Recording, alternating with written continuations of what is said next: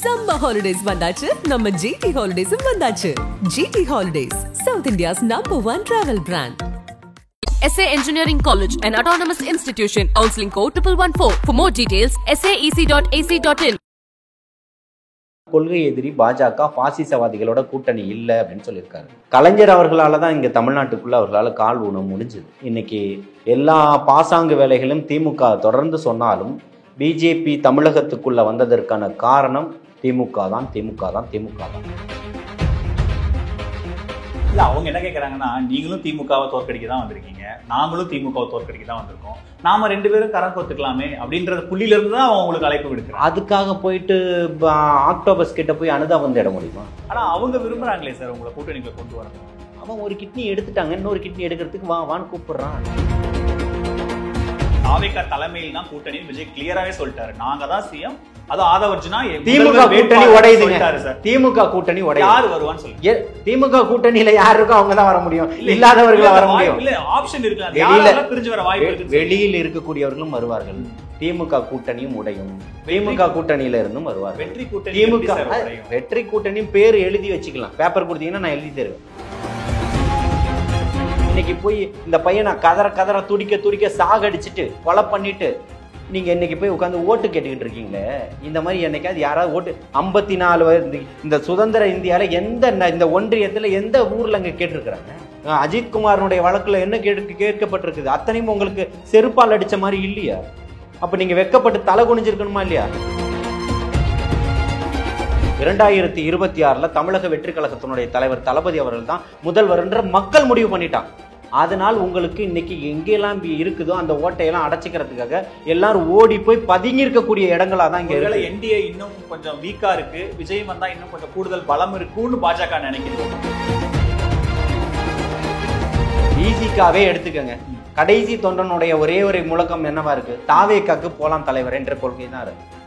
யாருதான் திருமாவளவன் கடுமையா விமர்சிக்கிறார். என்ன விசிகா மட்டும் இருக்கிற தொண்டர்கள் நிர்வாகிகள் மட்டும் சினிமா நடிகர் நோக்கி பின்னாடி போயிடுவாங்கன்ற வைக்கிற விமர்சனம் என்ன மாதிரியான வரும்போது நீங்க இப்ப யார் பின்னாடி உட்கார்ந்துட்டு இருக்கீங்க? யார் பின்னாடி உட்கார்ந்து? நான் இணைந்து போட்டியிடுவார்கள்னு சொல்றேன். அது இப்ப அவங்க பிரேமலதாவாக இருந்தாலும் சரி, அவர் அன்புமணியாக இருந்தாலும் சரி, அவர் ஐயா ராமதாஸாக இருந்தாலும் அவர்களுடைய தனிப்பட்ட கருத்து. விஜய் தலைமை ஏற்றுட்டு வருவாருன்னு நினைக்கிறேன். நியூஸ் கிளிட்ஸ் நேயர்களுக்கு வணக்கம். இன்றைய சிறப்பு நேர்காணலில் நம்மோடு தமிழக வெற்றி கழகத்திலிருந்து திரு ஜலீல் அவர்கள் நம்மோடு இணைந்திருக்கிறார். அவரை வரவேற்று நிகழ்ச்சிக்குள் போகலாம். சார் வணக்கம். சார் வாழ்த்துக்கள். இன்னைக்கு தாவேகாவோட செயற்குழு கூட்டம் நடந்து முடிஞ்சிருக்கு. எல்லாரும் எதிர்பார்த்த மாதிரி முக்கியமான அறிவிப்புகளை திரு விஜய் அவர்கள் வெளியிட்டிருக்காரு. அதில் முக்கியமாக சொல்றது பாஜகவோட கூட்டணி இல்லை. நாங்கள் ஆரம்பத்துலேருந்தே சொன்ன மாதிரி எங்கள் கொள்கை எதிரி பாஜகங்கிறது இப்போவும் அந்த ஸ்டாண்டு தான். எங்களுக்கு பிளவுவாத சக்திகளோட எப்போவுமே எங்களுக்கு கூட்டணி இல்லைங்கிறத கிளாரிஃபை பண்ணியிருக்காரு.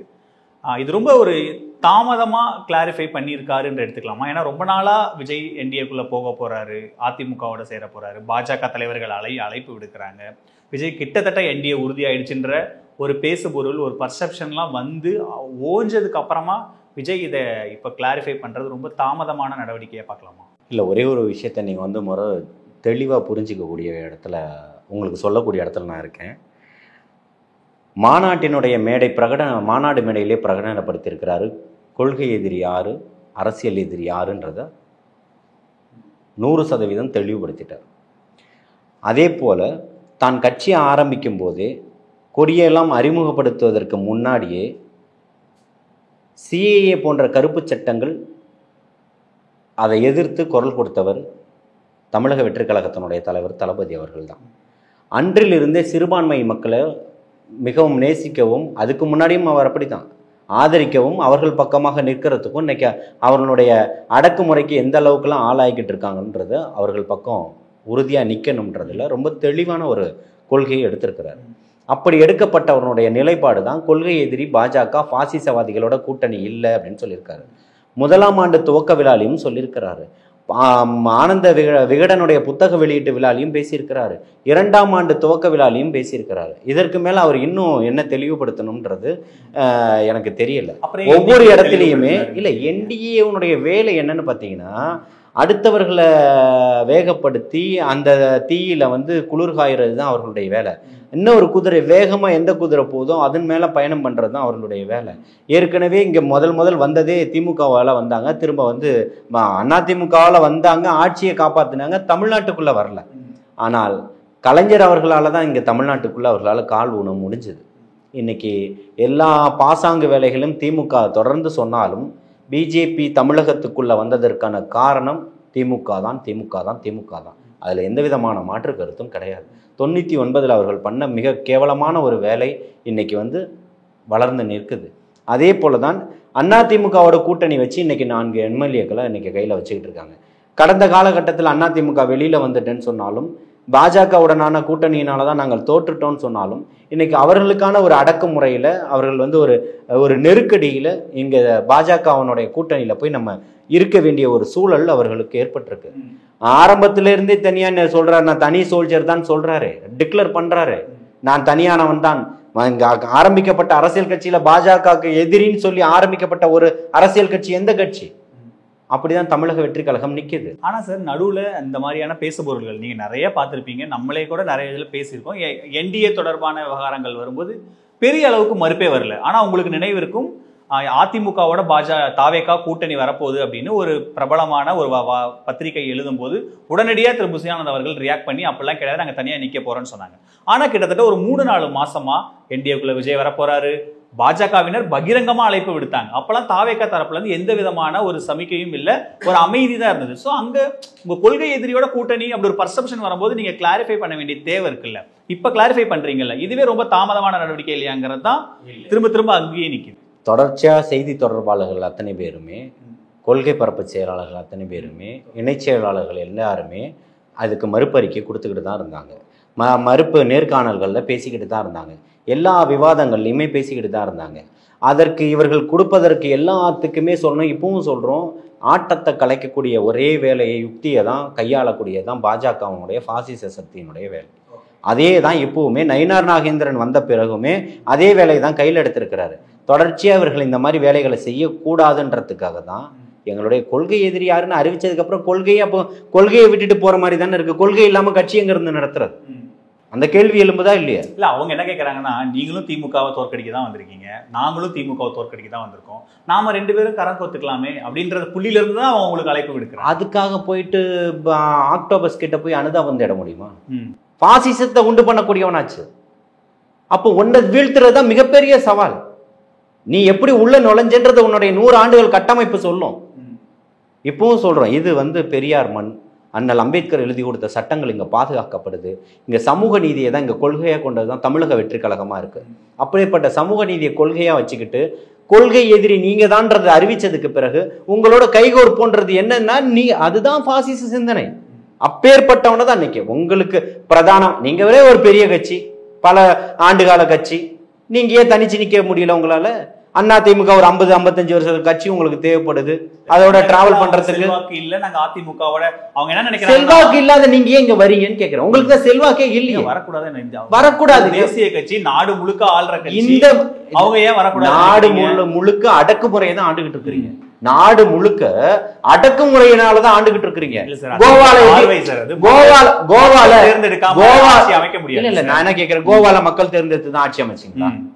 ஒரு 2 எம்எல்ஏ ஜெயிச்சதை வச்சு கட்ட பஞ்சாயத்து பண்ணி ஆட்சி அமைச்சிங்களா? கடந்த காலங்களில் கர்நாடகாவில் எப்படி ஆட்சி நடத்தினீங்க? அப்படிதானே நடத்தினீங்க. உங்களுக்கு தெரிஞ்சதெல்லாம் கட்ட பஞ்சாயத்து ஆட்சி தான். ஓகே, நீங்க வந்து இப்ப ஜனநாயகத்தோட ஒத்து போறவர்கள் கிடையாது. ஜனநாயகம் என்ன வேலைன்னு கேட்கக்கூடியவர்கள், ஜனநாயகம்னா என்னன்னு கேட்கக்கூடியவர்கள். உங்களுக்கு ஜனநாயகத்தை பார்த்தா பயம், பெரியாரிசத்தை பார்த்தா பயம். அம்பேத்கர் எழுதின சட்டத்துக்கு எதிரானவர்கள் தான் இந்த பிஜேபி பயங்கரவாதிகள். இப்போ நீங்க கிளாரிஃபை பண்ணிட்டீங்க, நாங்க கூட்டணி இல்ல, கிட்டத்தட்ட இனிமே இந்த ஸ்டாண்ட்ல இருந்து விஜய் மாற மாட்டாருன்ற புள்ளியில இருந்து தான் நான் என்னோட அடுத்த கேள்வி என்ன அப்படின்னா, இல்ல இனிமேல் இல்ல, அவர் எப்பவுமே அதே ஸ்டாண்ட்ல தான் இருக்கிறாரு. இல்ல நடுவுல அததான் நீங்க குழம்பிட்டீங்க. இல்ல கிளாரிட்டி ஆரம்பத்துல இருந்தே கொடுத்துக்கிட்டு இருக்கேன். நம்மளுடைய சேனல்லயே நிறைய முறை பேசி இருக்கிறோம், புரியுதுங்களா? நம்ம பேசக்கூடியதும் தாவேகாவனுடைய ஆதரவான பேச்சுக்கள் தான், தாவேகாவனோட அங்கீகரிக்கப்பட்ட பேச்சு தான். அதனால் தாவேகாவால இல்லாத கருத்துக்களை வந்து நம்ம சொல்லிட முடியாது. நாம் சொல்லக்கூடிய கருத்துக்கள் இப்பவும் சொல்றோம் தமிழக வெற்றி கழகத்தினுடைய கருத்துக்கள் தான், அதுல மாற்று கருத்தே கிடையாது. ஒருபோதும் பாசிசவாதிகளோட கூட்டணி இல்லை இல்லை இல்லைன்றத சொல்லிட்டாரு. கொள்கை எதிரி நீங்க தான் சொன்னதுக்கு பிறகு உங்களோட நாங்கள் கூட்டணி வைப்போன்றது இதுதான் இந்த குழப்பத்தை உண்டு பண்ணக்கூடிய சார். உங்களை கூட்டணிகளை கொண்டு வரணும். அவன் ஒரு கிட்னி எடுத்துட்டாங்க, இன்னொரு கிட்னி எடுக்கிறதுக்கு வான்னு கூப்பிடுறான். ஏற்கனவே தான் எடுத்து எல்லாத்தையும் உட்கார வச்சிருக்கலாம். அதிமுகவுடைய நிலைமை என்னன்னு தெரியும்ல. எதா இருந்தாலும் நான் உங்க திமுக மாதிரி அண்ணா திமுக மாதிரி நான் கூல கும்பிடு போட வேண்டியது இல்லைன்னு பகிரங்கமா சொல்றாருல. ஏன் சொல்றாரு? உங்களை மாதிரி எந்த ஊழல் வழக்குலையும் அவர் சிக்கலையே. அப்ப தனியா நிக்கிறாரு. உங்களுக்கு பயமே அதுதான் சொல்றோம். இப்போ நீங்க பாஜகவினருடைய கன்சர்ன் என்னவா இருக்குன்னா, இப்ப தமிழகத்துல 4 முனை கிட்டத்தட்ட இப்ப விஜய் அறிவிச்சதுல இருந்து அபிஷியலா 4 முனை போட்டி கன்ஃபார்ம் ஆகுது. திமுக தலைமையில கூட்டணி, அதிமுக தலைமையில கூட்டணி, தாவேகா தலைமையில ஒரு அணி, அதுக்கப்புறம் வந்து நாம் தமிழர் அப்படின்னு 4 முனை போட்டியா இருக்கும்போது அவங்க என்ன நினைக்கிறாங்கன்னா, இந்த ஆட்சிக்கு எதிரான வாக்குகள், ஏன்னா எல்லாருமே திமுக தான் எதிர்க்கிறீங்க, இந்த ஆட்சி தான் எதிர்க்கிறீங்க, அப்ப இந்த ஆட்சிக்கு எதிரான வாக்குகள் ஸ்பிளிட் ஆகும்போது அது அந்த வெற்றி திமுக தானே போய் சேரும். அந்த ஆப்பர்ச்சுனிட்டியை திரும்ப திமுக கொடுக்குறீங்க. அதுக்கு வாங்க நம்ம எல்லாரும் சேர்ந்து நம்ம வெற்றி பெற்றா அதுக்கப்புறம் நாங்க கூட்டணி ஆட்சியோ அது நம்ம அதுக்கப்புறம் பேசிக்கலாம் அப்படிங்கிறது தானே என்டிஏ தரப்புல இருந்து சொல்லப்படுது. இந்த மக்களை கொண்டு குவிச்சவன், விவசாயிகளை போராடுறதுக்கு கூட அனுமதி தர மாட்டேன்னு சொன்னவன், காவேரி நீரை இன்னைக்கு பகிர்ந்து கொடுக்கறதுக்கு இன்னைக்கும் பிரச்சனை பண்ணிக்கிட்டு இருக்கிறவனோட என்னுடைய மக்களுடைய விவசாயிகளோட கருவறையாக, தமிழக மக்களுடைய கருவறையா இந்தியா அயல்நாட்டில் வந்து இப்போ கையேந்தி பிச்சை வாங்கும்போது போல ஒரு கார்ட்டூன் படத்தை போடும்போது தான் அம்மையார் இந்திரா காந்தி அவர்கள் அன்னைக்கு விவசாய புரட்சியை கொண்டு வந்தாங்க. யாரும் மறந்துட முடியுமா? இந்த மண்ணில் இருக்கக்கூடியவர்கள் விவசாயத்தை அன்னைக்கு தான் அதுக்கப்புறம் தான் மிகப்பெரிய ஒரு புரட்சியை கொண்டு வந்தாங்க. அப்பேற்பட்ட விவசாயிகள் இந்த பிரதமரை, இந்த ஒன்றியத்தில் இருக்கக்கூடிய பிரதமரை வந்து பார்க்கும்போது இராணுவத்தை கொண்டு முள்வேலிகள் அமைத்து மிகப்பெரிய காங்கிரீட் சுவர்கள் எழுப்பப்பட்டு பல அடுக்கு பாதுகாப்புகள் போட்டு யார விவசாயி வரான், அவனை சந்திக்கிறதுக்கு திராணி இல்லாத உங்களை திருப்பியும் நீங்க உங்களுடைய ஒரு கொள்கையோட நம்ம ஒத்து போகணும்னு சொன்னா எந்த விதத்துல இதை ஏற்றுக்கொள்ள கூட அப்படிப்பட்ட எண்ணம்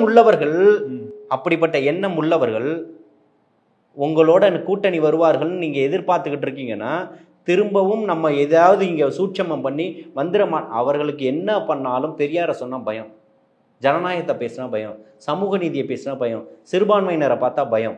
இன்னைக்கு இந்துக்கள்னு அரவணைப்பான், இன்னைக்கு நாளைக்கு யார் இந்துக்கள்னு சொல்லுவான். அப்பந்தான் அவனுடைய முழு வேஷம் தெரியும். யாரையும் சொல்ல முடியாது அவனால. அவனுடைய முகத்திரை கிழிஞ்சிக்கிட்டு இருக்குன்றது தான் அவனுக்கு அங்க மிகப்பெரிய பிரச்சனையே. இன்னைக்கு விஜய் அவர்கள் பேசின இன்னொரு முக்கியமான வார்த்தை தாவேகா தலைமையில அணி அப்படின்னு ஒன்று பேசுறாரு. இப்ப இருக்கிற சூழ்நிலையில இங்க திமுக கூட்டணி அவங்க சில முரண்பாடுகள் பேசுறாங்க பண்றாங்க, அங்க ஒரு சிக்கல் ஓடுது. இந்த பக்கம் என்டிஏ இன்னும் முழுமையா ஃபார்ம் ஆகல, பாமக தேமுதிக எல்லாம் வெளியே இருக்காங்க. தாவேகா கிட்ட இங்கிருந்து சில கூட்டணி கட்சிகள் வரலாம்ன்ற எண்ணம் விஜய்க்கு இருக்கோ, அதனாலதான் தாவேகா தலைமையில ஒரு அணி அப்படின்னு ஒரு கமா போட்டு வைக்கிறாரோ? இன்னைக்கு இல்ல, நல்லா புரிஞ்சுங்க. திரும்ப இதுக்கும் சொல்றேன், மாநாடு மேடையில் பிரகடனப்படுத்தினார், தமிழக வெற்றி கழகத்தினுடைய தலைமையில் தான் கூட்டணி, வருபவர்களுக்கு ஆட்சியிலும் அதிகாரத்திலும் பங்குன்னு சொன்னவர் அன்னைக்கே சொல்லிட்டார். ஓராண்டுகளுக்கு முன்னாடி 1.5 ஆண்டுகள் ஆயிடுச்சு. ஆனா களத்துல இருக்கிற பிளேயர்ஸ் வந்து அப்பவே அந்த விஜய் பேசி முடிச்சதும் இது கறிக்கு உதவாதுங்க அப்படின்னு அப்பவே திருமாவளவன் சிபிஎம் ரிஜெக்ட் பண்ணிட்டாங்க. ஆனா இப்போ அந்த கூட்டணிக்குள்ள ஒரு சின்ன முரண், இங்க என்டிஏ முழுமையா ஃபார்ம் ஆகாதனால திரும்பவும் இதை இன்சிஸ்ட் பண்ணும்போது ஒருவேளை இங்க இருந்து ஏதாவது கட்சிகள் இருக்கலாம்ன்ற கணக்கு இருக்கு. இப்பவும் சொல்றோம், நிச்சயமாக இன்னைக்கு இருக்கக்கூடிய கூட்டணி திமுகவில் இருக்குன்றதெல்லாம் சொல்ல முடியாது, நிச்சயமாக சொல்ல முடியாது.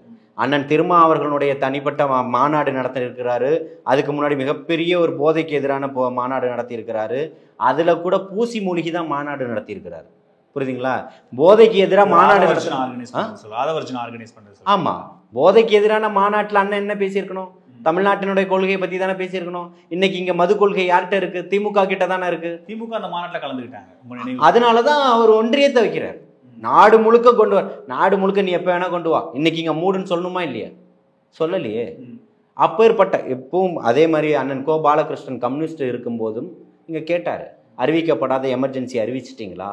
இங்க சட்டம் ஒழுங்கு சீர்கட்டு கிடக்குது, தொழிலாளர்களால் நிம்மதியை வேலை பார்க்க முடியலன்னு. ஒரு சட்டம் மாற்ற கூட எனக்கு காசு தர மாட்டீங்களா நான் வேல்முருகன் கத்தினாரு. எல்லாருமே கத்திக்கிட்டு தான் இருக்காங்க, கதறிக்கிட்டு தான் இருக்கிறாங்க. இதை மனிதநேய மக்கள் கட்சி 6ஆம் தேதி மதுரையில் மாநாடு நடத்துறாங்க. என்ன மாநாடு நடத்துறாங்க? சிறுபான்மையினருக்கு பாதுகாப்பு இல்லைன்னு 4 வருஷமா தெரியலையான்னு கேட்குறேன். 4.5 வருஷமா என்ன பண்ணிட்டு இருந்தீங்க? ஆனா நீங்க சொல்ற இதே திருமாவளவன் நீங்க அந்த இதை பத்தி பேசுறதுனால அவர் ஆட்சியிலும் பங்கு அதிகாரத்திலும் பங்குன்ற முழக்கம் வைக்கிறாரு, எல்லாம் பேசுறாரு. ஆனா அதுக்கான காலம் இப்ப இல்ல. நாங்க 10 சீட்டு கூட கேட்போம், சீட்டு கேட்போம். நான் என்ன கேட்கிறேன், காலம் இது ஆமான்னு சொல்லுங்க, இல்லைன்னா இல்லைன்னு சொல்லுங்கண்ணே. நான் அதாவது பல இதில் சொல்லியிருக்கேன், அவர் நேசிக்கப்படக்கூடிய தலைவர்கள் அவரும் ஒருத்தர். எனக்கு அதில் மாற்று கருத்தே இல்லை. நான் என்ன சொல்கிறேன், உங்களுடைய வீரியமான பேச்சுக்கள் எங்கே? பேசுங்க இன்னைக்கு. ஆமான்னு சொல்லுங்க. அண்ணன் வன்னியரசு சொன்னார்ல, இத்தனை சீட்டுக்கள் நாங்கள் வாங்குவோன்னு, அதே மாதிரி அண்ணன் சொல்லுங்க. ஆட்சியிலும் அதிகாரத்திலும் பங்கு வேணும்னு அங்கே இருக்கும்போது சகோதரர் ஆதவ் அவர்கள் சொன்னார்ல, அதே மாதிரி சொல்லுங்கன்ற. அதுக்கான கால சூழ்நிலை இப்போ இல்லைன்னு சொல்லுங்க. அப்போ வேணான்றீங்களா? அம்பேத்கர் ஒரு கால சூழலை உருவாக்குனார்ல, தலித்துகளுக்கு 70 ஆண்டு இல்ல. அண்ணல் அம்பேத்கர் அவர்கள் எழுதும் போது இந்த இந்தியாவினுடைய அரசியல் அமைப்பு சாசன சட்டத்தை உருவாக்கும் போது தலித்துகளுக்கு இத்தனை ஆண்டுகளுக்கு இடஒதுக்கீடு கண்டிப்பா நிச்சயமாக வேணும், அப்படிதான் அந்த சமூகத்தை முன்னேற்ற முடியும்னு சொன்னார்ல. அதே போல இத்தனை ஆண்டுகளுக்கு ஆட்சியிலும் அதிகாரத்திலும் தேவைதான். ஆனா இன்னைக்கு வேண்டாம் நீங்க சொல்ல போறீங்க. நாடு முழுக்க பாஜக மாதிரியான ஒரு கட்சி வளர்ந்துருக்கு, அவங்க ஆட்சியில இருக்காங்க. கிட்டத்தட்ட இந்தியால ஒரு 19 மாநிலங்கள் ஆட்சி செய்யறாங்க. தமிழ்நாட்டுல எதையாவது பண்ணி ஆட்சிக்கு வந்துட முடியாதா, அதிமுகவுக்கு கபலீகரம் செஞ்சு வந்துட முடியாதான்னு இவ்வளவு ஒரு அபாயம் இருக்கும்போது அந்த ரிஸ்க் எங்களால எடுக்க முடியாது. இப்ப விஜய் நம்பி நாங்க இங்க திமுக இருந்து வரோம்னா ஒரு அன்டெஸ்டடா இருக்கிற விஜய் நம்பி எப்படி நாங்க வர முடியும்? அவருக்கு எவ்வளவு ஓட் பர்சன்டேஜ் இருக்குன்னு எப்படி தெரியும்? அவர் அன்டெஸ்டட்ன்றதுனால வாரத்துக்கு ஒரு தேர்தல் இப்ப நடத்திட முடியாது, புரியுதுங்களா? தேர்தல் வரும்போது தான் நடத்த முடியும்.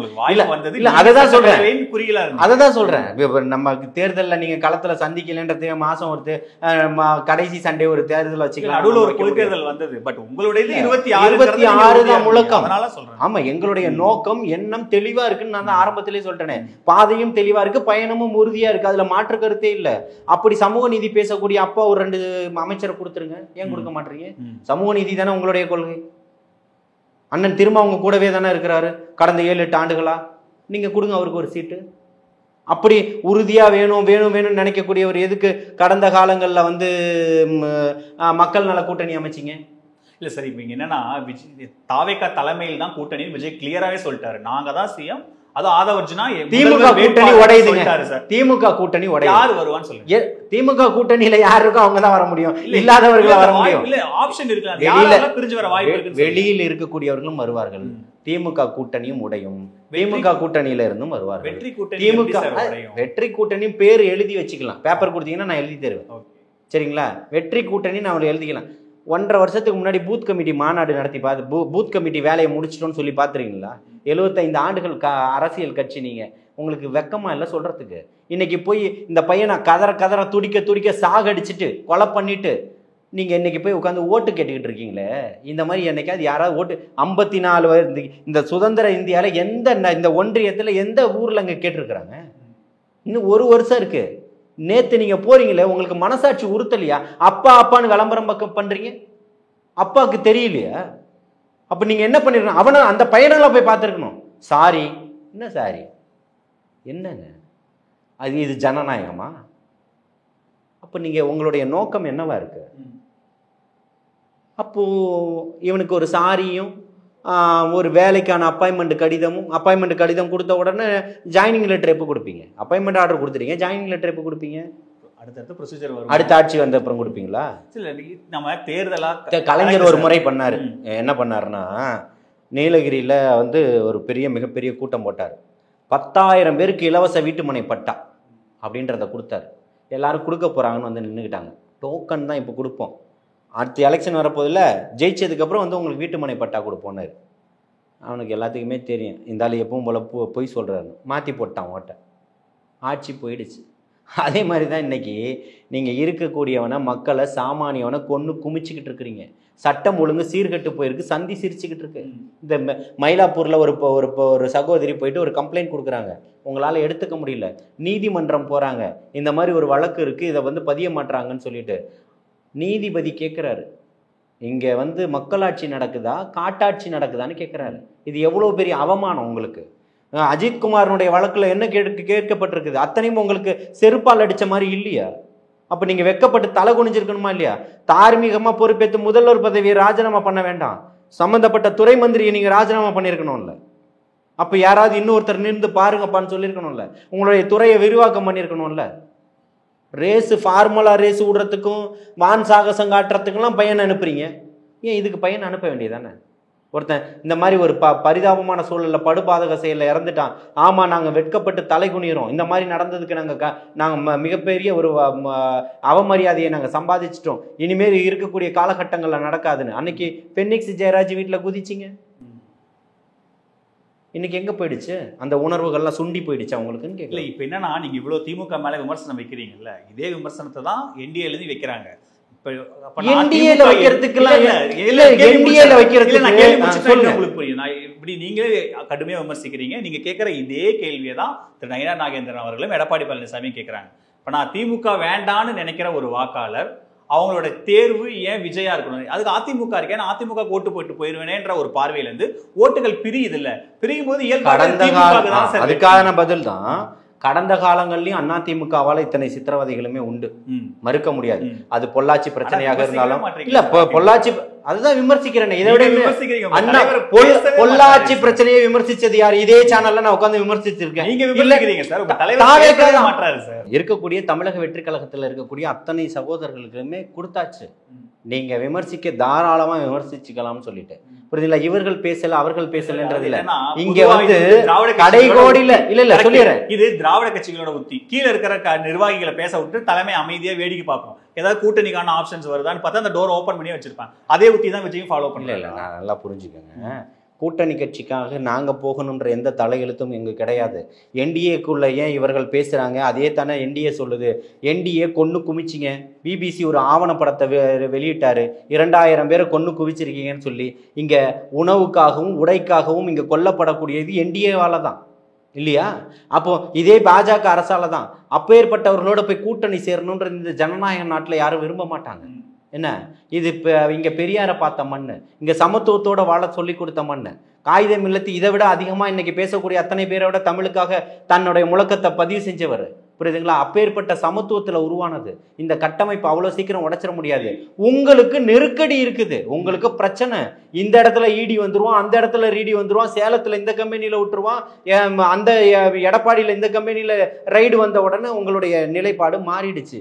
இதே எடப்பாடியார், இதே எஸ்பி வேலுமணி, செந்தில் ராஜேந்திர பாலாஜி, இவர் இன்னொரு மணி, அப்புறம் நம்ம இருக்கக்கூடிய ராயபுரம் ஜெயக்குமார், இப்படி போன்றவர்கள்லாம், சிவி சண்முகம், எல்லாருமே என்ன பேட்டி கொடுத்தீங்க? கூட்டணியில் பாஜகவால் தான் தோத்தான்னு சொன்னீங்க. இன்னைக்கு எப்படி ஜெயிக்க போறீங்க? உங்களோட கூட்டணி வச்சதுனால தான் தோத்தோன்னு சொல்லிட்டீங்க. இன்னைக்கு எந்த அஜெண்டா வச்சு ஜெயிக்க போறீங்க? அவங்க என்ன சொல்றாங்க அப்படின்னா, இதே தான் உங்களுக்கு நீங்க வைக்கிற அதே ஃபார்முலா தான். பிரிஞ்சு நின்னா திமுகவுக்கு வாய்ப்பு, சேர்ந்து நின்னா குறைஞ்சபட்சம் அட்லீஸ்ட் திமுகவுக்கு ஒரு போட்டி கொடுக்க முடியும், வெற்றி பெறதுக்கான வாய்ப்பு இருக்குன்னு அவங்க நினைக்கிறாங்க. இந்த பாருங்க, தமிழகத்தில் மிகப்பெரிய மாற்றமும் எழுச்சியும் வந்துருச்சு. 2026 இவன் தான் மக்களுக்கானவன், மக்கள் முடிவு பண்ணிட்டான். 2026 தமிழக வெற்றி கழகத்தினுடைய தலைவர் தளபதி அவர்கள் தான் முதல்வர் என்ற மக்கள் முடிவு பண்ணிட்டான். அதனால் உங்களுக்கு இன்னைக்கு எங்கெல்லாம் இருக்குதோ அந்த ஓட்டையெல்லாம் அடைச்சிக்கிறதுக்காக எல்லாரும் ஓடி போய் பதுங்கி இருக்கக்கூடிய இடங்களா தான். ஒருவேளை என்டிஏ இன்னும் கொஞ்சம் வீக்கா இருக்கு, விஜய் வந்தா இன்னும் கொஞ்சம் கூடுதல் பலம் இருக்குன்னு பாஜக நினைக்குதோ? இல்லை, பாஜக இப்பவும் சொல்றோம், ஒருத்தனுக்கு 4 ஓட்டு இருக்குன்னு அவனையும் சேர்த்துக்கும். ஏன்னா நம்ம எப்படியா ஜெயிக்க முடியாதான்னு தான் பார்க்கும். அவர்களுக்கு எப்பவுமே இங்கே ஒருபோதும் எதுலேயும் தாமரை மலராது, புரியுதுங்களா? ஒரு மீம்ஸ் ஒன்று போட்டிருந்தாங்க, வழுக்க தலையில் கூட முடி முளைச்சிரும், இங்கே வந்து தாமரை மலராது அப்படின்னு சொல்லிட்டு. அதே மாதிரி தான் இங்கே தாமரைக்கு எந்த இடமும் கிடையாது. இது ஜனநாயகத்தினுடைய பூமி, புரியுதுங்களா? இங்கே வந்து காவிய பயங்கரவாதத்துக்கு இங்கே எந்த இடமும் இல்லை. நீங்கள் வந்தீங்கன்னா உங்களுடைய அரசியல் அஜெண்டா என்ன? நீங்கள் கொண்டு வரது எல்லாமே சாமியை முன்னிறுத்தி தான் கொண்டு வருவீங்க. கடவுளின் பெயரால், மதத்தின் பெயரால் தான் நீங்கள் அரசியலே பண்ணிக்கிட்டு இருக்கீங்க. இது இங்கே அப்படிப்பட்ட நாடு இல்லை. இங்கே இருக்கக்கூடிய அத்தனை பேரும் ஒன்றா மாமனா மச்சனா வாழ்ந்துக்கிட்டு இருக்கான். இதுக்குள்ளே ஒரு பிளவுவாதத்தை கொண்டு வரக்கூடியவர்கள் தான் நீங்களா இருக்கீங்க. அதுக்கு எப்பவுமே குட் பை தான். இப்போ இந்த கூட்டணி கணக்கை பற்றி பேசும்போது, இப்போ நீங்க சொல்ற மாதிரி திமுக கூட்டணியிலேருந்து சில கட்சிகள் வரும், வெளியில இருக்கிற சில கட்சிகள் வரும் அப்படின்னா நம்ம உடச்சே பேசுவோம். இப்போ பாமக வெளியே இருக்காங்க, தேமுதிக வெளியே இருக்காங்க. உங்களுடைய கணக்கு ஆரம்பத்துல இருந்தே திருமாவளவன் எப்படியாவது இந்த கூட்டணியிலேருந்து நமக்கு வரணுன்ற ஆதரவு தொடர்ச்சியாக அதுக்கான முயற்சி பண்ணிட்டே இருக்காரு. இவங்க இப்போ அன்புமணியும் நான் தான் சிஎம் கேண்டிடேட்னு சொல்லுவாரு. பிரேமலதா விஜயகாந்த் எப்படி பார்கெயின் பண்ணுவாங்கன்னு கடந்த காலம் நம்ம பார்த்துருக்கோம். திருமாவளவன் அவர்களும் அதே ஏற்கனவே அவருக்கு மக்கள் நல கூட்டணி பண்ணி தோல்வியுற்ற அனுபவம் இருக்கு. ஸோ இப்படியான தலைவர்கள் விஜய் தலைமையில எப்படி வந்து ஒரு அணியில திரண்டுவாங்கன்னு நினைக்கிறேன். ஏன்னா விஜய் இது வரைக்கும் ப்ரூவன் இல்லாம ஒரு இருக்காரு இல்ல, அதை இவங்களாம் எப்படி வருவாங்கன்னு நினைக்கிறேன். 5 மாசம் நீங்க காத்திருக்கணும். இல்ல சார் 5 மாசத்துக்கு அப்புறமும் தான். இல்ல 5 மாசத்துக்கு அப்புறம்னா பாமக இன்னைக்கு பாமகவா இல்ல, நல்லா புரிஞ்சுக்கணும். தேமுதிக அவர்களுடைய ஒரே சீட்டை கூட அவர்களால ஜெயிக்க முடியல. பாமக திமுகவுக்கு போலாமா அதிமுகவுக்கு போலாமான்னு சண்டை போல, அவங்க எங்க தாவேகாவுக்கு போலான்னு சண்டை போல சார். இல்ல நல்லா திருப்பியும் புரிஞ்சுக்கங்க. அவர்களோட அதாவது இன்னைக்கு மக்கள் பக்கம் யார் பக்கம் அது இன்னைக்கு விசிகாவே எடுத்துக்கங்க. கடைசி தொண்டனுடைய ஒரே ஒரு முழக்கம் என்னவா இருக்கு? தாவேகாக்கு போலாம் தலைவர் என்ற கொள்கை தான் இருக்கு. யாருதான் திருமாவளவன் கடுமையா விமர்சிக்கிறார். என்ன விசிகா மட்டும் இருக்கிற தொண்டர்கள் நிர்வாகிகள் மட்டும் சினிமா நடிகர் நோக்கி பின்னாடி போயிடுவாங்கன்ற வைக்கிற விமர்சனம் என்ன மாதிரியான வரும்போது நீங்க இப்ப யார் பின்னாடி உட்கார்ந்துட்டு இருக்கீங்க?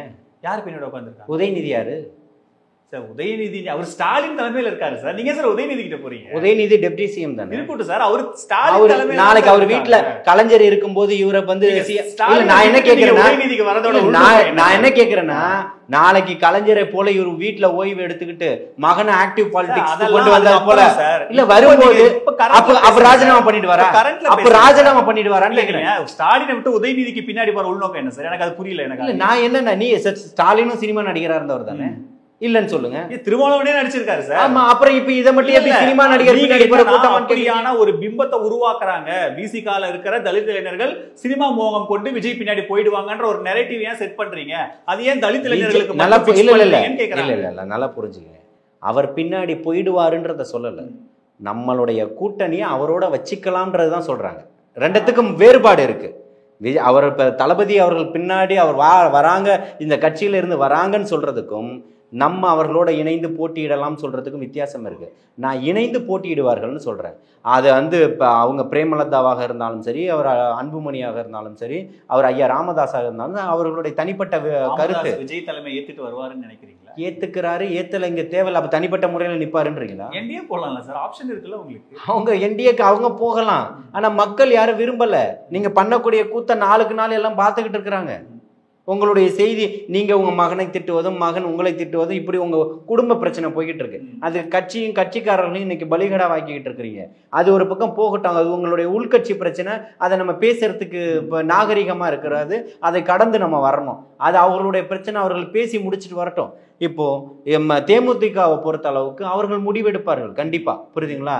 இன்னைக்கு தமிழகத்துல மிகப்பெரிய ஒரு தலைமை ஏற்று நடத்தக்கூடிய ஒரு கட்சி தமிழக வெற்றி கழகமாக மட்டும்தான் இருக்கு. அதிமுக ஒரு தலைமை எப்படி இருக்குதோ, திமுக எப்படி ஒரு தலைமை இருக்குதோ, அதே போல தமிழக வெற்றி கழகம் தலைமை ஏற்கக்கூடிய கட்சி தான். இவர்கள் எல்லாமே வளைந்து கொடுத்து கூட்டணிக்கு போனவர்கள். Correct sir. தலைமை விஜய் அவரே சொல்றாரு, எங்க தலைமையில தான் கூட்டணி, நான் தான் சிஎம் கேண்டிடேட்னு சொல்றாரு. ஆனா யாரு வருவாங்கன்ற புள்ளியில பிராக்டிக்கலா பேசுவோம் சார். யாரு வருவா? நீங்க இருக்கிறவங்க தான் பிரதர் வரும். எப்படி சார் வரும்? இங்க ஒரு சைடு வெற்றி கூட்டணி, ஸ்டாலின் கொடுக்கிற எல்லாமே சீட்டு கிடையாது, எம்எல்ஏ பதவின்னு கூட்டணி கட்சி தலைவர்கள் பேசுறாங்க. அவங்க எல்லாம் சொல்லி இங்க விஜய் கிட்ட 30 சீட் இல்ல 50 சீட் கூட வாங்கிக்குவாங்க. யாரு வெற்றி, எப்படி வெற்றி பெறதுன்னு கேக்குறாங்க. அவங்க எல்லாம் சொல்லிக்கணும்ன்ற எல்லாம் வார்த்தை வாய்ஜாலங்கள்ல எல்லாமே சொல்லிக்கலாம். இப்பவும் சொல்றேன், நீங்க எல்லாத்துலயுமே வெற்றி பெறக்கூடியவர்களா இருந்தா வீட்டுல படுத்து தூங்கிக்கிட்டு இருக்கணும். நாங்க போய் ஊட்டியில படுத்து தூங்குனீங்கல்ல, அந்த மாதிரி என்ஜாய் பண்ணிட்டு இருந்திருக்கணும். நீங்க நம்ம நல்ல மக்களுக்கான திட்டங்கள் எல்லாத்தையுமே செஞ்சிருக்கோம், நம்ம ரெஸ்ட் எடுப்போம், ஓய்வு எடுப்போம்னு இருந்திருக்கணும். ஆனா நீங்க அதுக்கெல்லாம் இல்லை. இன்னைக்கு 1.5 வருஷத்துக்கு முன்னாடி ஓடுறது செத்தவனை, உங்களை ஆட்சியில் அதிகாரத்தில் செத்தவனை நீங்கள் எங்கே போய் பார்த்தீங்க? அங்கே போனீங்களா? கள்ளச்சாராயம் குடிச்சிட்டு 70 பேர் செத்து போனான்னு அங்கே போனீங்களா? யார் வீட்டுக்கு போனீங்க? தங்கச்சி ஸ்ரீமதி வீட்டுக்கு போனீங்களா? அண்ணா பல்கலைக்கழக மாணவி பிரச்சனை வீட்டுக்கு போனீங்களா? அண்ணா நகர் பாலியல் மண் பிரச்சனைக்காக போனீங்களா? எல்லாமே பயங்கரமான ஒரு பிரச்சனைகளாக போய்கிட்டு இருக்குது. எங்கேயுமே நீங்கள் போகாமல் எப்படி நீங்கள் ஜெயிச்சிருவீங்க? வெற்றி கூட்டணி, நான் கொடுக்கறது சீட் இல்லை, எம்எல்ஏ அப்படின்னு இதெல்லாம் சொல்கிறதுக்கு உங்களுக்கு வாய்ப்பு இல்லையா? தமிழ்நாட்டினுடைய தலையெழுத்தையே மாற்ற போற கூட்டணி, மாற்ற போறக்கூடிய தேர்தல் களம் தான் 2026 நடக்க போகுது. அதை பார்த்துதான் இன்னைக்கு அவர்களுக்கான பதட்டம் அதிகரிச்சிருக்கு. ஒரு விமர்சனம் என்னன்னா, இன்னொரு மக்கள் நல கூட்டணியா தான் தாவேகா இருக்க போகுது. பெரிய வெற்றி வாய்ப்பு, அதாவது ஆட்சியை பிடிக்கிற அளவுக்கு 40-45% இருந்தால் தான் ஆட்சியை பிடிக்க முடியும் தனியாளங்கும் போது முதல் தேர்தலே அது சாத்தியம் இல்லை அப்படின்ற ஒரு பார்வையை தான் சொல்றாங்க. நீங்க தைரியமா இருந்துட்டு போங்க, எதுக்கு ஓடுறீங்க எல்லா இடத்துக்கும்? அவர் என்ன சொல்றாருன்னா 155 இருந்து அதை 234 மாத்தணும்ல, அதுக்காக நாங்க வேலை பார்க்கறோம்ன்றாங்க. எது முதல்வர் என்ன சொல்றாருன்னா, கடந்த 200 தான் சொல்லிருக்காரு, 234 சொல்றாரு, இப்ப 234 சொல்ல ஆரம்பிக்கிறாரு. இப்ப சமீபத்துல ஒரு 4 நாள் ஒரு வாரத்துக்கு முன்னாடி வீடியோ கூட நான் எடுத்து அனுப்புறேன். உதயநிதி பேசி முடிச்சுட்டு 200க்கு 200 வெல்வது, 200க்கு 200க்கே 40 சீட் வேணும்ல, அதுக்காக உழைக்கிறோம்ன்றாங்க. இல்ல நான் இத்தனை 75 ஆண்டுகள் 134 உழைச்சிட்டீங்க. இப்போ இருக்க இந்த 2 வருஷம் இன்னும் 40 சீட்டுக்கு உழைக்க போறீங்களான்னு கேட்குறேன். சின்ன சின்ன இது கூட பிசறக்கூடாது அப்படின்னு முதல்வர் யோசிக்கிறாரு. நீங்க இப்ப யோசிக்கிறீங்கல்ல, மடை உடஞ்சிருச்சுன்னு பாஜகவை எதிர்க்கணும். அதான் மடையே உடஞ்சிருச்சுன்னு சொல்றோம். நீங்க இன்னும் படுத்து தூங்கிக்கிட்டு நீங்க வரும் ஆணை நேரமும் பார்த்துக்கிட்டு இருக்கிறீங்க. பகல் கனவு. புரியுதுங்களா? இன்றைக்கு இருக்கக்கூடிய தமிழக முதல்வர் எல்லாத்துக்குமான ஒரு வாய்ப்புகள் வரும்போது அதை அத்தனையுமே தவற விட்டுட்டார். இப்போ 10 ஆண்டுகள் நம்ம களத்தில் இல்லை, தேர்தல் நம்ம மக்கள் நமக்கான ஒரு பாடத்தை புகட்டிட்டாங்க, அப்போ நம்ம களத்தில் நின்றுக்கணும், நம்ம இன்னைக்கு இறங்கி செய்யணுன்றத வேலைகளை பார்த்துட்டாரு. தன்னுடைய மருமகனால் தன்னுடைய மகனால் மிகப்பெரிய பேர்களை வந்து கெடுத்துக்கிட்டாங்க. எல்லா துறைகள்லையும் கால் பதித்து இருக்கக்கூடிய துறை சார்ந்தவர்களை பகைச்சிக்கிட்டாங்க. இருக்கக்கூடியவர்களுடைய தொழிலுக்கு நெருக்கடியை ஏற்படுத்திக்கிட்டாங்க. அது ரியல் எஸ்டேட் துறையாக இருக்கலாம், சினிமா துறையாக இருக்கலாம். இன்றைக்கி ஒட்டுமொத்த தேட்டரையும் அவர்களுடைய வசமாக இருந்தது. அந்த அம்மா வந்தப்போ 10 வருஷத்துக்கு முன்னாடி உங்களால் நுழைய முடிஞ்சிச்சா? எத்தனை படம் எடுத்து விற்றீங்க? எத்தனை படம் எடுத்து விற்றீங்க? ஒன்றுமே உங்களால் பண்ணவே முடியலையே இல்லையா? ரெட் ஜெயின் எத்தனை, அந்த அம்மா ஆட்சி அமைச்சதுக்கப்புறம் எத்தனை படம் எடுத்து வச்சிங்க? கம்பெனி சும்மா பூட்டி கிடந்தது. எல்லாருக்கும் வரலாறுகள் தெரியும். நீங்கள் இன்றைக்கி பேசலாம், எல்லாமே பேசுவோம், இதை பேசுவோம், இலக்கியம் பேசுவோம், புறநானூறு பேசுவோம், அகநானூறு பேசுவோம், அவையை பார்த்துவோம், வள்ளுவரை பற்றி பேசுவோம், கம்பனை பற்றி பேசுவோம், எல்லாம் பேசுங்க, பேசிக்கிட்டே இருங்க. மாற்றம் வேணும்னு நினைக்கிறான். இத்தனை வருஷம் ஏமாத்தினது போதும்னு நினைக்கிறான் இல்லையா? இவ்வளோ நாள் பண்ணாதது நீங்கள் இனிமேல் வந்து பண்ணிட போகிறீங்களா? எல்லாரும் அங்கே தான் இஸ்லாமியனுடைய பாதுகாப்பு, ஒரே ஒரு எம்பி கூட கொடுக்கலையே. மனசாட்சி உறுத்தலை உங்களுக்கு? உறுத்திச்சா இல்லையா? 14 வயசில் நான் திருவாரூரில் ஒரு கையில் பிறை கொடியும் ஒரு கையில் நீதி கட்சியினுடைய பத்திரிகையும் எடுத்துகிட்டு போனவன்னு கருணாநிதி பதிவு பண்ணார். கைலி அணியாத முஸ்லீம், நான் குல்லா அணியாத இஸ்லாமியன்னு சொன்னேன். இல்லை, அந்த சமூகத்தை ஏமாத்துறதுக்காக தானே இருந்தீங்க. இந்த முறை கடந்த பல முறைகளை இப்போ விட்டுடுவோம். இந்த முறை ஒரு எம்பி கூட கொடுக்க முடியலையே உங்களால். 3 இஸ்லாமிய எம்எல்ஏக்களை மந்திரிகளை தூக்குனீங்களே. இதெல்லாம் அங்கே திமுகவில் இருக்கிற மனிதநேய மக்கள் கட்சிக்கோ ஐயுஎம்எல்கோ தெரியாதா என்ன? இல்லை, அதை தான் சொல்கிறேன். இன்னைக்கு அதனால தான் நீங்கள் தலைவர் மட்டும் அங்கே இருக்கீங்க, ஒட்டுமொத்த தொண்டனும் இங்கே வந்துட்டான்னு சொல்கிறேன். அதை நேரடியாக களத்தில் இருந்து பார்த்ததுனால தான் சொல்கிறேன். புரியுதுங்களா? அங்கே இருக்கக்கூடிய திமுகவுக்கு போயிட்டு இருக்கிற ஒரு சிறுபான்மையினர் வாக்குல ஒரு பகுதியை விஜய் உடைக்க போறாரு. நிச்சயமா அப்படி இல்லை. சமூக நீதியை கொண்டு வந்திருக்கிறாரு. சமூக நீதியை பேசக்கூடியவரா இவர் தான் இருக்கிறாரு. சமூக நீதின்ற பார்வையில நீங்க பொய்யான ஒரு வெற்று விளம்பர அரசியலை பண்ணிட்டீங்கன்னு சொல்றாங்கன்னா, ஷூட்டிங்க்கு போற மாதிரி ஒரு குல்லா போட்டு ஒரு லுங்கி கட்டிட்டா சிறுபான்மையினர்லாம் ஓட்டு போட்டுருவாங்களா என்ன? நீங்க வந்து இப்படியே இல்லாம ஏமாத்திக்கிட்டு கஞ்சி குடிச்சுக்கிட்டு காகிதம் இல்லத்துக்கு திருப்பி ஒரு போர்வை பொத்துறதுனால என் சமூகம் மாறுமான்னு நான் கேட்கிறேன். காகிதம் இல்ல நினைவிடத்துக்கு நீங்க கொண்டு வந்து வருஷம் ஒரு போர்வை பொத்துறீங்கல்ல, அதனால என் சமூகம் மாறிடுச்சான்னு கேட்கிறேன். இந்த 3.5% இடஒதுக்கீடுமே போராடி தானே வாங்கணும். அன்னைக்கு ராஜேந்திர சர்ச்சர் கமிட்டி என்ன அறிக்கை கொடுத்தது 20 ஆண்டுகளுக்கு முன்ன? அதை பத்தி பேசுங்களா முதல்வர் அவர்களே, உங்களுக்கு திராணி இருந்தா. அதையும் கலைஞர் தானே சார் பண்ணி கொடுத்தாரு. அதை என்ன பண்ணிட்டீங்க அதை சொல்லுங்க. அதுலயும் உள்ஒதுக்கீடு தானே வாங்கணும். அதுக்கு எத்தனை போராட்டங்களை பண்ணணும். அதே தமுமுகக்கு வந்து உங்களுக்கு இதை பண்ணிட்டேன்னு கொடுக்கலையே. ஆம்புலன்ஸ் இத்தனை ஆம்புலன்ஸ் ஓட்டிக்கிட்டு இருக்கிறீங்க, கூட 2 ஆம்புலன்ஸ் சேர்த்து ஓட்டிக்கிட்டு தான் கொடுத்தீங்க. கேட்டதுனால 10.5 ஆகட்டும், அதுக்கப்புறம் இந்த மாதிரி விஷயங்கள் கோர்ட்ல எவ்வளவு சிக்கல்களுக்கு உள்ளாகுது. ஆனா அது எவ்வளவு நுட்பமா அந்த 3.5 உள்ஒதுக்கீடா கலைஞர் இன்ன வரைக்கும் அதுல கை வைக்க முடியாத அளவுக்கான ஒரு பாதுகாப்பா இருக்குல்ல. அவ்வளவு அது நீங்க அந்த அளவுக்கு பாராட்டலாம்ல. எதுவுமே பண்ணலன்ற அப்படி பார்த்தா அதுக்கு 70 ஆண்டுகள் போராட்டம் வேணுமான்னு கேட்குறேன். இந்த சமூகம் இஸ்லாமியர் நம்மளோட கூட்டணியை வந்து இந்திய யூனியன் முஸ்லீம் லீக்கோட நம்ம போய் கூட்டணி வச்சுக்கலான்னு பேசின கருணாநிதி அண்ணா, அப்படிப்பட்ட காலகட்டத்தில் இருந்த முஸ்லீம் லீக்கு இன்னைக்கு ஒரு சீட்டு. கழுதை தேஞ்சு கட்டரும்பா போச்சுன்னு ஒரு பழமொழி சொல்லுவாங்க. அதே மாதிரி தான் இன்னைக்கு ஆயிடுச்சு. அப்போ கழுத கட்டெரும்பு ஆகிற வரைக்கும் பார்த்துட்டீங்க. இருக்கக்கூடிய கட்சிகள் எல்லாத்தையுமே, அது மனிதநேய மக்கள் கட்சியா இருந்தாலும் உடைச்சாச்சு, மதிமுகவா இருந்தாலும் உடைச்சாச்சு. புரியுதுங்களா? விடுதலை சிறுத்தைகளை உடைக்கணும்னு பார்த்தாங்க, அண்ணன் இவர் மட்டும் தனியாக கண்டு போயிட்டாரு. புரியுதுங்களா? எல்லா கட்சியும் உடைக்கக்கூடிய வேலைகளை பிரதானமாக செய்யும். பாமகவையுமே உடைச்சிங்க, அதுலேருந்து தான் இவர் வந்தார். எல்லா வேலைகளுமே செய்யும். நீங்கள் வந்து சொல்லக்கூடியது யாருமே அறிவார்ந்த சிந்தனை உள்ள மக்கள் ஏற்றுக்கொள்ள மாட்டார்கள். மக்களை வந்து சாமானியர்களை, வெகுஜன மக்களை, பொதுமக்களை நீங்கள் இன்னும் ஏமாத்தணும்னு நினச்சிட்டு இருக்கிறீங்க. 1000 ரூபாய் காசு கொடுப்பேன், விடியல் பயணம் போகிறேன், இதை பண்ணுறேன் அதை பண்ணுறேன்னு சொல்லி எதுக்கு காசு அப்படின்னு நான் கேட்குறேன். என்னால சுயமா ஏன் சம்பாதிக்க முடியாதா, தன்னிறைவா என் குடும்பத்தை பாதுகாத்துக்க முடியாதான்னு நான் கேட்கிறேன். நீங்க கொடுக்கக்கூடிய இல்ல நான் இப்பவும் என்ன சொல்றேன்னா, இல்ல சார் உங்களுக்கு தேவைப்படாம இருக்கலாம் சார். நான் இப்ப ஓகே ஜியோகிராபி மக்களோட வாழ்க்கை சூழ்நிலை புரியாம நாம 19 அந்த 1000 ரூபாய் 75 ஆண்டுகள் ஆகியும் இன்னும் 1000 ரூபாய்ங்கிற நிலைமையில தான் அப்ப நாட்டை வச்சிருக்கிறது யாருடைய 1000 ரூபாய் இல்ல சார். இந்த 1000 ரூபாய் இல்லாத அளவுக்கு இன்னைக்கு குடும்பங்கள் அததான் கேட்கிறேன். இந்த நிலைமைக்கு ஆளாக்குனா யாருன்னு கேட்கிறேன். அது நீங்க ஓவராலா பேசுங்க சார். நீங்க இந்த ஒரு ஸ்கீமை மட்டும் டார்கெட் பண்றது எல்லாத்தையும் தான் சொல்றேன். விடியல் பயணத்தையும் தான் சொன்னேன். பிள்ளைங்களுக்கு மடிக்கணினி கொடுக்குறேன், நீங்க கொடுத்துட்டீங்களான்னு கேட்கிறேன். தாலிக்கு தங்கம் கொடுக்குறேன்னு அந்த அம்மா பணம் கொடுக்குறாங்க. பேரை மாத்திப்பீங்களா? இப்போ வந்து இன்னைக்கு ஒரு இடத்துல பார்த்தேன், என்ன சாப்பாடு கொடுக்கறதுக்கு ஏதோ ஒரு பேர் வச்சிருக்காங்க இல்லையா? இல்ல இன்னைக்கு திமுக ஒரு பேனர் போட்டு சாப்பாடு கொடுக்கறது. இதை வருஷம் 365 நாளும் தமிழக வெற்றி கழகத்தில் உள்ளவோடு தம்பி தங்கைகள் கொடுத்தார். உங்கள்கிட்ட ஆட்சி அதிகாரம் இத்தனை ஆண்டு அரசியல் அனுபவம் எல்லாத்தையும் வச்சு எங்கெங்கேயோ சம்பாதிச்ச பணத்தை வச்சு நீங்கள் கொடுத்துக்கிட்டு இருக்கிறீங்க. உழைத்து ஓடா தேஞ்சி. ஆனால் அங்கே இருக்கக்கூடிய பணத்தை 50-100 சேகரித்து அவன் கஷ்டப்பட்ட காசில் கொடுக்குறான்ல, இதை பார்த்து தான் உங்களுக்கு பயம். நீங்கள் வச்சுருக்கீங்களே பேனரு, மிகப்பெரிய கட் அவுட்டு, அதை பார்த்து உங்களுக்கு பயம் இல்லை. அவன் போடுறான்ல 100 ரூபாய் 50 ரூபாய் 200 ரூபான்னு, அதில் அடித்து ஒட்டுறான் பார்த்தீங்களா போஸ்டரு, அதை பார்த்து தான் உங்களுக்கு பயம். ஏன்னா இதில் வந்து என்ன வாடை இருக்குன்னு அவங்களுக்கு தெரியும். அதில் வந்து அவனுடைய வியர்வையினுடைய வாடை இருக்குது. அதை பார்த்து தான் நீங்கள் பயப்படுறீங்கன்னு சொல்கிறேன். இதுதான் மக்கள் புரட்சி. மக்கள் மத்தியில் மிகப்பெரிய நிச்சயமா 2026 மிகப்பெரிய ஒரு மாற்றம் கூட்டணி அமைதப்போ 2026 ஆட்சி அமைதுன்னு சொல்றேன். ஆட்சி அமைக்குது நிச்சயமா. பாப்போம் சார். உங்கள் நல்ல நோக்கங்கள் நிறைவேற வாழ்த்துக்கள் சார். இவ்வளவு நேரம் உங்க நேரத்தை எங்களோட செலவழிச்சு ரொம்ப நன்றி. சம்மர் ஹாலிடேஸ் வந்தாச்சு, நம்ம ஜிடி ஹாலிடேஸும் வந்தாச்சு. GT holidays, south India's #1 travel brand. SA Engineering College, an autonomous institution. Counseling code 1114. For more details, saec.ac.in.